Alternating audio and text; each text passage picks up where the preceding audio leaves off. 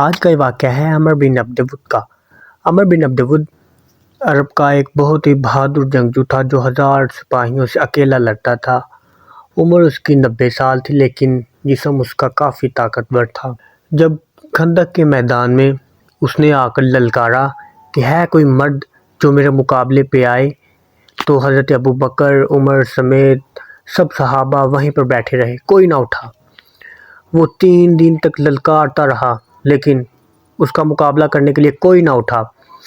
مولا علی علیہ السلام تینوں دن اٹھتے رہے لیکن نبی پاک صلی اللہ علیہ وسلم مولا علی علیہ السلام کو یہ کہتے کہ علی بیٹھ جاؤ، آج تم نہیں اٹھو گے، کوئی اور آگے ہو کر لڑے گا، لیکن کوئی اور نہ اٹھا۔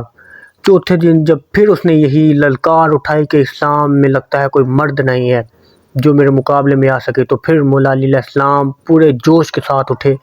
تو اس وقت نبی پاک صلی اللہ علیہ وسلم نے مولا علی علیہ السلام کو اپنی امامہ باندھا، اپنی زرہ مولا علی علیہ السلام کو پہنائی، اور پھر نبی پاک صلی اللہ علیہ وسلم نے مولا علی علیہ السلام کو فرمایا، اے علی، آج پورا ایمان پورے کفر کے ساتھ لڑنے جا رہا ہے۔ اسی کے ساتھ مولا علی علیہ السلام لڑنے کے لیے آگے بڑھے۔ میدان میں پہنچے تو عمر بن عبد ود مولا علی علیہ السلام کو دیکھ کر ہنسا اور کہنے لگا، میں بچوں سے نہیں لڑتا۔ مولا علی علیہ السلام نے فرمایا، اسلام قبول کر لے، لیکن اس نے بہت ہی حقارت اور غرور کے ساتھ منع کیا۔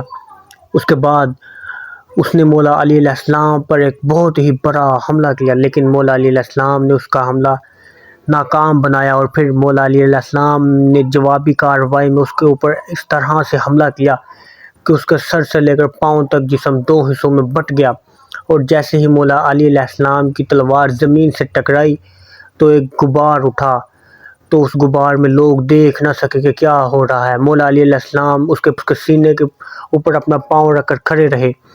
جیسے ہی غبار چھٹا تو لوگوں نے دیکھا کہ مولا علی علیہ السلام عمر بن عبد ود کے سینے پر پاؤں رکھ کے اللہ کی تکبیر کو بلند کیے ہوئے ہیں۔